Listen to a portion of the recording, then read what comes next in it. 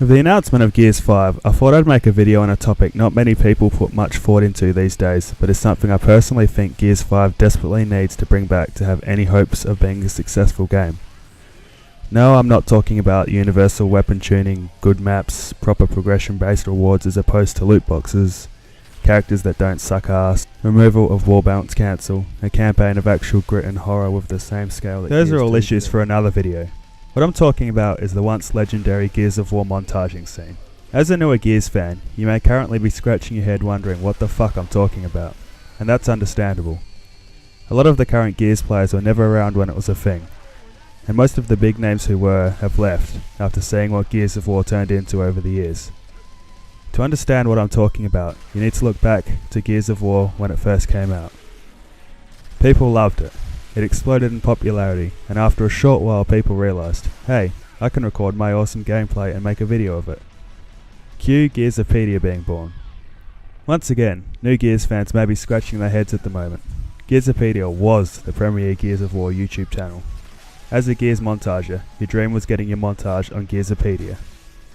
This was the Gears equivalent to being knighted by the Queen of England. These days, everyone knows what a capture card is.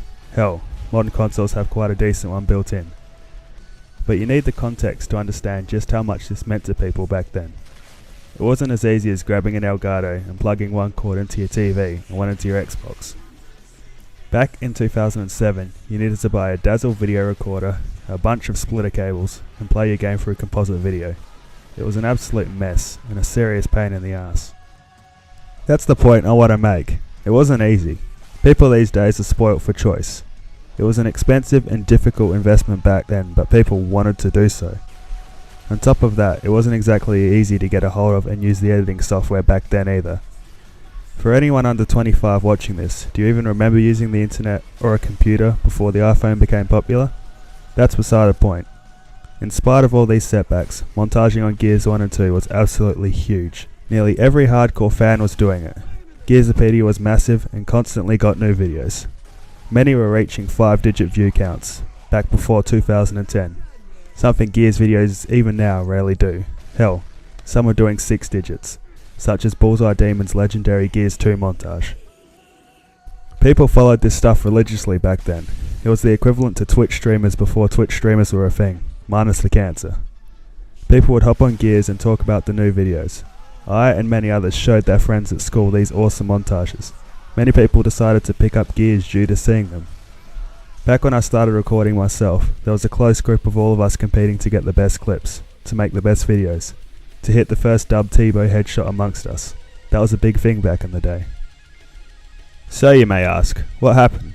Gears montaging rarely declined after the launch of Gears of War 3. Some people simply didn't like the game, fair enough. It has and still has major issues. But the biggest thing, in my humble opinion, was the introduction of Team Deathmatch.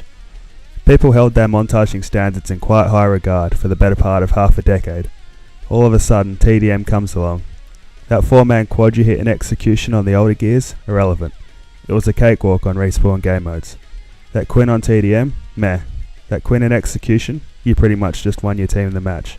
That snipe triple you hit in execution with a Superman on hard and veteran players? Didn't mean shit with all the retards that hopped on for TDM. That opportunity was numerous now. Speaking from experience, the clips I held in high regard in Gears 2 were now irrelevant with how easy it was to do in TDM. You may ask, well, why didn't you geriatric fucks go play execution on Gears 3 instead? Fact is, we did. Another problem with TDM is that's all anyone bothers playing. Same applies to Gears UE and Gears 4. The single respawn game types all die because TDM is just the easiest and most accessible mode. For Gears 5 to be successful, I honestly think it needs to drop TDM for both reasons. One being that it's a brain-dead game type that forgoes any of the required teamwork and camaraderie that carried the older Gears games for years, but even more so to encourage the return of the Gears montaging scene. The thing that many fans used to love, to look up to strive to be a part of. The Coalition seemed to want to unsuccessfully push esports crap, which most people gave zero fucks about, but you get even more exposure of montaging. Not only do the current players have things to talk about, players they want to be like after seeing their videos, players who want to make the videos, it also has the added bonus of being put on YouTube where non-fans can see it and potentially become fans by seeing it. Halo had a similar thing around the time Halo 3 was popular, and very well may have been the basis for the Gears of War montaging craze.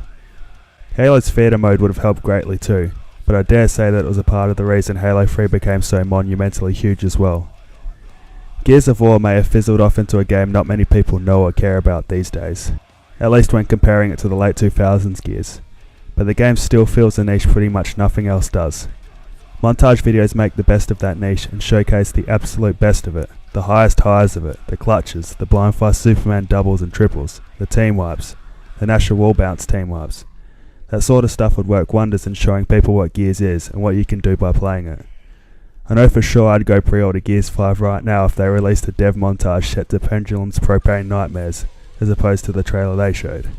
The montaging scene in itself brings about a sense of community. There's no denying Gears has always had a community full of hate and anger. There's nothing wrong with that. But these days there's no outlet to all of that. All that shit talking just leads to people growing tired of it. Speaking from experience, it was always like that. Hell, it used to be worse before that, with the whole Me Too generation starting their whole bullshit crusade on video games. But back then, there was a reason to stick with it. That one shitbag trash talking you? Now you had a reason and a means to shut him up. Make a better video than him, hit better clips, call him the fuck out if he wasn't making videos of his own. It was trash talk, but it was productive. The net outcome was quality content that held the community together while simultaneously showcasing the best of Gears to an outside audience. It was a win-win-win scenario for the devs. Fans and new players decided to pick up the game after seeing that awesome Gears stuff. If Gears 5 really makes a push to bring back montaging, I honestly think it could be the Coalition's most successful Gears game to date. Tell me what you think in the comments below.